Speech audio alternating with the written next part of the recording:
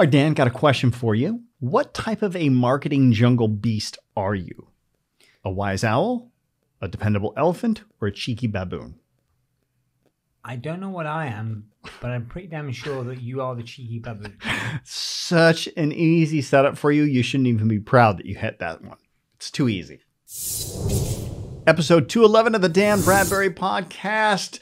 All about marketing today, Dan. I cannot wait for this episode because I have a quiz for you.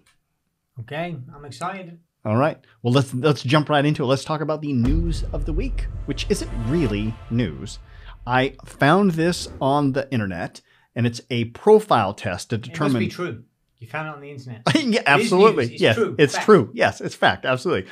And it's a quiz on what type of a marketing animal or marketing beast are you? And I thought it'd be fun to just go through these questions and get your first response, and then we'll see what the score is. All right, love it. I am a good scorecard. By the way, I've already taken the test, and I know what I am, and I'm not the baboon, despite what you think it should be. I'm interested to see. Big money, big money. Do you end up being the baboon, or do you end up being something else? It just shows a 1 in 3. But anyway, go on. All right, here we go. The questions are, first one is, if a customer asked your thought, by the way, we should probably say what the website is. So if people want to take this test, they could as well. Okay. So this is on, what's the website? I don't know why you're asking me. I've done this quiz. Channelweb.co.uk. If you just Google what kind of a marketing beast are you, it'll pop it up. And it's kind of a fun test. Here we go. All right. Number one, if a customer asked you for your thoughts on your main competitor, how would you generally portray them? Badmouth them? Question is not worthy of you. You know you're the best, and the customer is well aware of that too. Number three, brush off the question with a quip and steer the conversation towards something lighter. Number four, give an honest assessment, being careful to talk up the merits of your own firm. What say you? Well, it's definitely not the first two. I think it's number 4. Number 4, give an honest assessment, being careful to talk up the merits of your own firm. Yeah. Fair enough. All right. Number 2. But never bad mouth, just to be clear. Yes. That's never. never. I knew that wouldn't be you. Helpful. And maybe sometimes, depending on the context, I might have a quip. But actually, the best thing to do is to speak appropriately about what's good about the competitor, especially if it's somewhere where you're not strong. So if you want this, they are absolutely great at that. Whereas we're more good at this other thing. Yeah. Yeah. Brilliant. All right, cool. We'll just see how the scores. Number 2 question. You've just landed a fat commission from your biggest ever deal. Do you use it to buy all your team, including the cleaner, a slap up meal? I'm not sure what that terminology is. Is that something in the UK? Slap up meal? Yeah, just go all expensive paid dinner. Really. Gotcha. Number 2, give it all away or just spend it on having a laugh. You only live once and it's only money. I know that ain't you. Number 3, blow it on a magnum of champagne, cigars, and a personalized number plate. Let's face it, you're worth it. Or number 4, bank it and use it for something productive down the line. You don't even get to answer this one. I'm just going to answer for you. You're bank it and use it for something productive down the line. Am I right? 100%. Yeah. All right. Number 3. Who would answer that other than that for any of them? No, I think some people, because if I can, there was one of the partial answer be number 1. Is like, would I spend some money going, hey, team, you helped us. Let's go for a slap up meal. So, for example, the last company exit that I did for, whatever it was, the vast majority, 95%, it was a small exit, but 95% plus of the money went into long-term other investments. Yeah. And I took a small chunk of money out and went on a lavish holiday with my partner. Yeah. We went to New York, blah, blah, blah. Yeah. And so there was a bit of a win, but whatever, 95, 98% was just banked. Yeah. So. You know what? Interestingly enough, I do know somebody who would have done that. The winner of the Ultimate Entrepreneur last year, I remember he said, I'm going to take this money and throw a party for my team. I know. I remember Rob Stone saying that. But you've also got to say, that's not the question. You said you just closed your fat commission check from your biggest ever deal. And, with respect, whilst a £10,000 prize isn't insignificant relative to a £20 million company with multi-7-figure net profits. Touche. Yeah. It's not the same. All right. Don't try and put me down as though I should have been treating my staff more. Anyway, answer number 4. Move on. All right. Is it number 4 or number 3? I've already lost count. Here we go. Which type of company would you most like to work for? Or maybe the question for you would be, want to be known for, but that's okay. What do you want to, which company, the question is, which type of company would you most like to work for? Number one known for its fun culture and shindigs. Above all, somewhere where you can have a laugh. 2, one highly regarded across the industry for putting teamwork at its heart and giving back to the community. 3, a young startup offering sky-high commissions, but with a reputation for having a cutthroat culture. Or number 4, a high-paying and well-respected market leader known for poaching the most talented and high-performing staff from rivals. Well, it's not 1 and 3. Okay. So give me number 2 and number 4 again. Number 2 is one highly regarded across the industry for putting teamwork at its heart and giving back to the community, or a high-paying and well-respected market leader known for poaching the most talented and high-performing staff from rivals. It's tough. Yeah. I kind of want to say number 2, but I don't know if I can live with the downside of number 4. Because the one I like highly respected, great. It's like I want to be world class, but do I want to have a reputation that I poach staff from rivals? I'll be honest. I'm going to say number 4 because staff aren't poachable unless they're not happy. So, hell, I'm going for number 4. Well respected across the industry. All right, number 4 it is. Which, by the way, you did poach one of my employees many, many years ago. I just want to point that out. Because you abused him, basically. And if I were to correlate his hourly rate now with what you paid him, he's on about 76 times more money. So you should be saying thank you to me. He would have bankrupted you. All right, you. Okay, here we go. Number. I think we just proved I'm number 4. Yeah. That's why I was going to call you out if you were the other one. Like, fuck, you're not. You poached that guy from me. Oh, here we go. You're struggling to complete an important project, and the deadline is tomorrow at 5 p.m. What do? Work through the night to get it done because you don't want to let down your colleagues. Number 2, offload it to a junior but more talented member of your team and tell them to work on it overnight if necessary, then pass it off as your work. Number 3, blitz it. You're the best at what you do, and this will be a doodle if you apply yourself. Oh, a dawdle. Sorry. Number 4, give it a go, but if it's slapdash or a bit late, c'est la vie. Life's a game, and no one's going to die. Oh. Well, it's not 1 and 2. All right. You're going to have to give me 3 and 4 again? Number 3, blitz it. You're the best at what you do, and this will be a dawdle if you apply yourself. Or give it a go, but if it's a slapdash or a bit late, c'est la vie. Life's a game, and no one's going to die. Yeah, number 3. Number 3. Yeah. All right. Blitz it is. All right. I think this is our last one. I'm one of those people, like, it's been a long time since I've done an all-nighter, Topher, but I'm one of those people that when I get into something, it's like time stops, the world stops, and yeah. Yeah. All right. Cool. All right. We're going to press on. This is 5 of 8. 5 of 8. What kind of boss are you, or would you be given if given the chance? What kind of boss are you, or would you be if given the chance? So this is what kind of a boss are you, period, because you are a boss. Number 1, a joker, making staff laugh and creating a buzz in the office is the priority. Next. Number 2, quick to admonish or jettison unperforming staff, but imperious and respected as well as feared. Number 3, hardworking, supportive, and unwaveringly loyal to your team. Number 4, laser focused on maximizing your own pay packet and chances of your next promotion, even at the expense of your team. That's such bullshit questions. Like, who would choose number 4? I'm really sorry I keep having to do this. It's between 2 and 3. 2 and 3, yeah.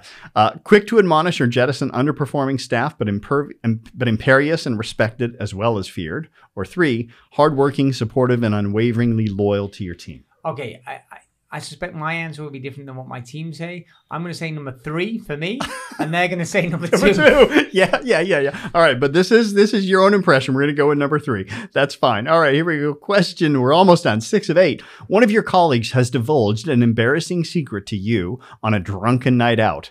Do you? 1, send an email to HR the next morning in an effort to gain political capital out of the episode. 2, listen to them with a degree of... We should rephrase this too. Topher has divulged an embarrassing secret to you on a drunken night out. That's what I was already thinking. All right. Number 1, send an email to HR the next morning in an effort to gain political capital out of the episode. Number 2, listen to them with a degree of patience, but then wipe the information from your brain, such as tittle tattle is beneath you. Number 3, judge how sensitive it is, and if appropriate, have a good laugh about it the next day at the office. Life's for living. Number 4, take their secrets to your grave and tell them you're there for them if they ever need to talk. I feel congruent in saying I'm number 4. You are not number 4. Do you want to play this game right now? The do you want to play this game on air? Where it says, and tell them you're there for them if you ever need to talk. I'll pull out my phone right now. In fact, you know what? I'm getting abused. Bring the Steph in here. I could just line them up and say, okay. So it's number 4 then. Take their secrets to your grave. I am a professional coach. I'm an expert at keeping secrets. If you know some of the shit that I knew on some of the people that you work with so far. Actually, I know the shit you know on me, and you've kept it to yourself. So, yeah, I would have to agree. Yeah. I mean, I probably shouldn't have really. It just makes you sound far more caring than you really are. That's probably also said. Yeah, I was going to say, because I was going to go for the laugh one, but I'm the kind of person where I would laugh at it. At you, at your expense in private. Yes, exactly. I would bring it up on a regular basis. I would expect you to. Yeah, I would expect nothing less from you. All right, here we go. Number 7 of 8. How would your colleagues most likely describe you? Hardworking, loyal, dependable, and a team player, or the office joker, or a shrewd political operator, or 4, stately and dignified, but not to be trifled with. 4. Really? Okay, cool. Is that the 4 or 3? Well, that's too late. I already hit 4. This is the final one. This is 8 of 8. Are you ready? Yep. How do you prefer to work? On my own, a camel is a horse designed to be On my own, a camel is a horse designed by committee. Number 2, in a team. That's the only way you can build something great. 3, you welcome help from others as long as they know their place. 4, in a fun environment where I can have a laugh with colleagues. What was number 3 again? You're welcome to help from others. You welcome help from others as long as they know their place. And number 4 is in a fun environment where 3. All right. Might be number 1, but 3. All right. Are you ready? Yep. You are 60% a wise office elephant. Your very definition of a dependable team player. Number 3. Why did it sound so dismissive when you said that? No, I actually would agree with that. Yeah, look, I know we like to take the piss out of each other, but at the end of the day, I wouldn't be here if I didn't really respect you. All right. And then you're also, by the way, interestingly enough, 13% cheeky office baboon and 20% majestic office lion. Well, 13 and 20. Yeah. Right? So actually the 20 becomes before the 13. So the baboon was the lowest. Correct. Yeah. The cheeky office baboon is the lowest. Yeah. Yeah. I would get that. All right. All right. There we go. Moving on. So I was 60% elephant, and there was only 3 things to choose from. Apparently, you're an elephant, a baboon, or a lion. Yeah. And actually, the way this. Oh no. Oh, there's another one. Sly office snake. But you were 0% sly office snake. Oh, see, I'm calling that victory right there. There you go. Yeah. Good. All right. Anyway. Go take the test. No. Hold on with this bullshit. So what did you score, Morrison? You know what? I was elephant. Don't remember. I remember. How convenient. I do remember the office elephant. Score? What was your snake score? Here's the thing. I don't think I actually read that far down. I just saw elephant and I just moved on. Convenient. Yeah. So I have to take it again. I'm pretty sure I'm not office snake though. I'm pretty sure. I was. Here's my guess. My guess would be I'd be 6. That's exactly what a snake would say. Yeah. My guess is I was probably 60-70% wise office elephant. Majority after that, clearly cheeky monkey. No doubt. Baboon. Baboon, yeah. And then the other one would be just maybe a small percentage of the office lion, but probably maybe 5%. That would be my guess. I don't know. I'll have to take it. I like it. And a note for the editor on this, I think we're going to have just to shorten that to be, you read the question and just my answer. Why do you think about 10 minutes? Yeah, it did get longer than I was expecting. But here's the lesson. If we've lost it, if anybody's still listening, here's the lesson. What a great marketing ploy to get people, right? Yeah. The power of, like, people always, like, if you look at the power of scorecard marketing, right? We even have, we've got 2 that we've done. We've got a 3rd that we're developing. And the power of getting people, because at the end of the day, this is getting you to talk about your favorite subject, you. Right. And everyone likes to see it, whether it's what Disney characters you are or specifically for business. So obviously at danbradbury.com, you can see the BPM, the Business Profit Maximization Scorecard that scores your business in 10 areas, or you've got the Financial Literacy Scorecard. Yeah. Are the 2 that we got published right now. And it's great because not only does Do people want to know where they're strong and where they're weak in their business in this example, which is helpful for them and insightful, and they're talking about themselves. But also it gives you, the creator of the scorecard, so much intel, so you can market and communicate appropriately depending on what the client's needs are. It's brilliant, hands down. So that was the kind of the lesson of that one, is that it's just a great way to get to trap some leads. And I'll tell you about the other thing that I liked about this is that, because I cannot stand it when you have to give them your details to get the score. I don't like that, and I like the fact that we got the scores without having to give them any details. Brilliant. Good. All right, let's move on. Let's talk about the fail of the week. Yeah, so the fail of the week, we've spoken about this before, but this is it's reappearing in a different format. It was the takeaway owner who offered free pizzas to everybody in Edinburgh. And he now is saying, however many months later, that the free pizzas office has been very stressful. Yeah. What's funny is when we talked about this, we were like, we're going to have to do a follow-up and find out how that went. And then sure enough, we found on the news the other day, it didn't go as well as he was hoping. Well, no shit, Sherlock. It's going to be stressful. You offer everybody in a major city free pizza. What part of it was somewhere in Scotland? Yeah, it was Edinburgh. Edinburgh, right? Yeah. What's got? I mean, is that 1 million plus, or is it just a couple 100,000? I don't know, but it's not small. Exactly. Yeah. It's a big city for sure. So he said he's now giving away thousands of pizzas to crowds of people who turn up every day as soon as he opens at 11 a.m. Right? He apparently he budgeted to spend 12 grand on the initiative, but it's going to cost 3 times as much. Yeah. What I hate about this article, it's such a misleading headline. Shame on you, BBC. Yeah. And I look at his quote at the end. Mr. Wilkinson said he was working in the shop 12 hours a day. It has been very stressful, but I'm still glad I did it, and I don't want to stop it. Yeah. My gift is out there in the psyche of Edinburgh, and it seems a shame to cut it in its tracks. So let me be clear. He budgeted to spend 12 grand, but he's now spent 36 grand, right? And he's been working 12-hour days selling pizza. By the way, probably was the same number of hours of days he was working anyway. And that is exactly my point. And I kind of go, you know what? In fact, it's marketing 101. I'm pretty sure it's in the what's the J. Conrad Levinson book series, Guerrilla Marketing. Yes. Right. I'm pretty sure it's in there. It's like how to give credit where I think it's due. It's like one of the best ways. Some people will open a deli and go, oh, how do we promote this deli or give away discount vouchers? And go, no. One of the best ways to promote a deli is to give away free food to everybody in a short radius for the first month. Because that's your marketing budget, and then you'll get customers come in and shop, and rather than gradually have the overhead every month and gradually build up over time, go more intensely. And that's basically what this guy's done. Now, don't get me wrong. He's making it sound like, I've given away 36 grand and I've had to, it's been really hard. No, what you've got is an ingenious form of advertising. You're on a major website multiple times. Yep, His absolutely. face is on there. He couldn't have paid. I bet you he couldn't have paid 36 grand for the ad space that he got. No chance in hell. And to be fair, it's not him that's misrepresenting.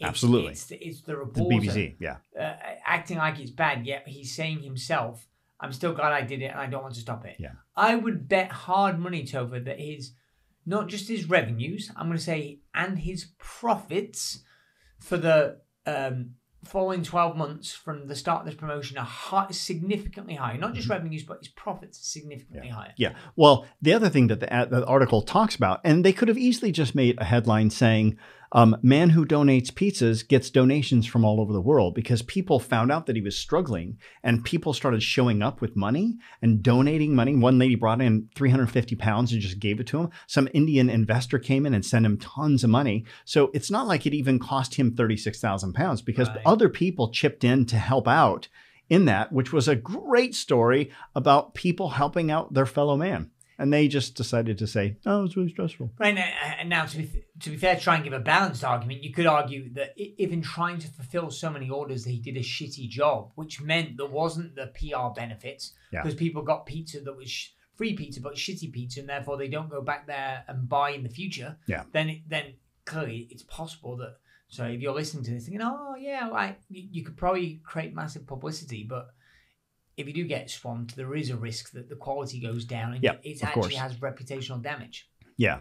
But from what this article says, that didn't happen. Phew, excuse me. Bless you. See if I have another one coming. Nope. All right. All right. So I think I'm doing good on that one. Should we talk about the hero of the week, my friend? Yep. Hero of this week. He's been a fail he's been in the news of the week. He's been a fail of the week. But this week, Elon Musk. Yes. Is a hero of a week, but specifically is because he donated just shy of $2 billion of Tesla shares to charity. Yeah. And it's interesting because I can already hear the conspiracy theorists saying, oh, well, he's only doing it for the tax write-off. That hacks me off when people say, doing it. Oh, he's only doing it for the tax write-off. Yeah. No, he's literally giving away $2 billion. Yeah. Also, I'd like to know all of those social media posts when he flew to space, all those people going, oh, he's spending billions of dollars on space, but what has he done for charity? I'd like to know where they're at right now bitching about him, because who's giving away $2 billion worth of stock of their company? I don't care what you do. That's worth acknowledging for sure. Now, to be fair, so this was 11.6 million shares, Tesla shares, and it does not say the recipients or the who are the people that received a benefit of this. So that's where the conspiracy theories will run. Right. It was the Elon Musk charities. Yeah. Yeah. Right. So, but good on him. And by the way, how often do you see this? Right. If you think about Warren Buffett and the Giving Pledge, and it feels like if you look at the richest people in the world, they typically go through phases, right? They go through. I think it was Andrew Carnegie that said it first. It's like, I want to spend the first half of my life making money, and the second half of my life giving it away. The Gospel of Wealth. Right. Yeah. It's a classic. It's a good book, and it's so I just love the fact that even though he's still very much. If you look relative to the rich list, Elon's still a young man. I was just about to say that. Most of these people who are committing to give their billions away have hit that phase of life where they realize they're getting to the end of their life, right? Elon's still got a long way to go, and he's already there. God, that's impressive. Right. I mean, because Bill Gates is what, 68, 70? Something like that, yeah. Like that. Yeah. And he's given away whatever, 60, 70, 80 billion now. But he's been out of Microsoft since when 2000 early 2000s somewhere when he left the Microsoft board. So he's been given away for best part of 20 years. Yeah. Now he's into installing microchips into you through vaccines. Honestly, just... Do you know anything that frightens me about this? That people believe that bullshit. Yes, correct. I'm glad that you said that. And then I'm like, now I'm going to say it, and then somebody's going to hate me. You know what? Just hate me. If you think Bill Gates is trying to infiltrate you with microchips, do me a favor. Just unsubscribe right now. Or send me some hate mail and we'll block you. I tend to agree, my friend. Give me a break. Yeah. But anyway, back on point. But I do love, a cliche quote, but the secret to living is giving, right? And so it's nice to see that Elon is already turning a significant amount of money to philanthropy. Oh, and by the way, not only did he give away $2 billion worth of stock, he's also now the richest man in the world again. He got knocked off that peg for a month, 2 months, and now he's back on top again. God bless him, it's man. funny. I mean, it's a fickle world, isn't it? Because it's all related to stock prices and the tech slump and all the rest of it. But as is proven, even though Bill Gates is trying to get himself off the list altogether, but Bill Gates and Warren Buffett are both giving away many tens of billions, and they're both still up there. Yeah. Which is just proving it's not about the cash, it's about the cash flow. But really what goes behind creating the cash flow is the business acumen. Yeah. Right? No question about it. Yeah. All right, my friend, let's move on to the book of the week. So the book of the week, tying into that, is if you've not read the Ashley Vance, the biography of Elon Musk. Now there's a few kind of shitty versions out there, but it's the most popular version is by Ashley Vance. So Elon Musk. So it's really about his life. Yeah. I think it was insightful, and I do think there are a lot of lessons that you can learn from reading from the biographies of some of the most successful entrepreneurs. Get inside their brains. Generation, if not of our lifetime, arguably. Yeah. Oh, single-handedly one of the most influential entrepreneurs of our lifetime. No doubt about it. Just such a great book, too. All right. Let's go to the quote of the week. This quote is from the book of the year last year, which was The Crux by Richard Rumel, which I find amusing because you did not like this book. It wasn't that I didn't like the book. It's just that I didn't get like Keith was just so excited about this book, and I read it and I was just like, I don't get the hype. I did like the book, but like it didn't blow me away. Now you had similar, but then you've reread it a second time. Yeah, Did you get more value out of it the second time? time? I think it was a grower. So like if I was to put you down a bit, which I'm always in favor of, I would say that Keith Cunningham was evangelical about this book. He rates it in his top 5 of all time. Yeah. That's not my experience of this book, but there were a few absolute nuggets in it, but it was very dense. It was very like intellectual, for want of a better word. So maybe I'm just like, well, that's what you're saying. Yeah. Me, you. Yeah. Right. By the way, I would put Keith Cunningham, you, me. I got no problem with that. Right. But here's a quote from this book, which I think was absolute genius, that I want to elaborate on a little bit, which is, in business competition, one cannot expect to make a profit without some source of advantage. And I just want to unpack that a little bit, right? Because it was talking about, in business, competition, beat the competition. But this book was pointing out strategically, you're not going to be able to, like, you're crazy to expect to make a profit. Like, you can want to, but you can't expect to make a profit unless you've got some competitive advantage. Yeah. So you say, well, what are the competitive advantages? What are the competitive advantages? And he puts down 4. Yeah, he's got 4 specifically, which I love that part. Believe me, if we could have put all 4 in the quote page, we probably would have done that. But what are the 4? Yeah. So I got a little cheat sheet here just to prompt me. So number 1, it's an information. So you know something that others don't know. You've got some kind of insight that gives you an advantage because you can do things that others can't. Okay. Secondly, it was a skill or a patent that others don't have, which allows you to deliver something that others can't deliver. Intellectual property advantage, Right. Number 3 was a reputation or brand, right? Or it could be a distribution chain, right? Okay. So, Amazon have clearly got the most logistically advanced distribution chain that's ever existed. No question about it. Yeah. History that others can't imitate. Yeah. Right. Okay. Great. A strong brand, and that's why the Oprahs of this world, or like the Virgin Richard Branson brand. What's the Chinese version of Amazon? Their competitor there. They're actually bigger than Amazon though. Yeah, that's right. What's it called? I forget their name. Yeah. Somebody put it in the comments on the show notes. But like massive competitive advantage. Or finally, it's inefficiency, right? So this can be based upon scale, being able to bridge complexity with speed. So you can see from that short list, some of these things arguably overlap. And you can say, well, is it this category or that category? Who cares? Right. Rumel's point is, there's got to be some competitive advantage. And that's just 4 different ways of thinking through a lens of, if you are not sufficiently different, if you haven't got a significantly stronger position in one of those 4 areas over your competition, it's going to erode with time. I remember. But by the way, it's one of those 4. You don't even have to have all 4 of them. You have to have at least one of them. Correct. So I remember one time, so I won't mention this client's name because I haven't asked his permission, but a client of mine was making a tremendous amount of money in a particular niche. He found he went into a new geography with an idea. He was making money in the UK. He took it to the US, and it absolutely exploded. And so all of a sudden, very quickly, he was making 2, 3, 4, 5 times as much money he's been making in the UK, and he was already making a lot of money. Yeah. And I remember saying to him at one point, he was like, "Holy crap, this is amazing!" I remember saying, "Look, let's call him Peter." I said, "Peter, we had a good rapport." I said, "Listen, you are making money too easily right now." He said, "What do you mean?" I said, I'm thrilled for you. I'm ecstatic. I might be a little bit jealous because he's doing so great. I said, and it's disproportionate with your skill set. You're highly skilled, but what that means is they're coming for you. You have hit a vein of gold. Oh, interesting. And we need to protect this thing because they are coming for you. So we quickly try to lock down from an IP perspective to get dominant in the market. So he became the known provider. Yeah, interesting.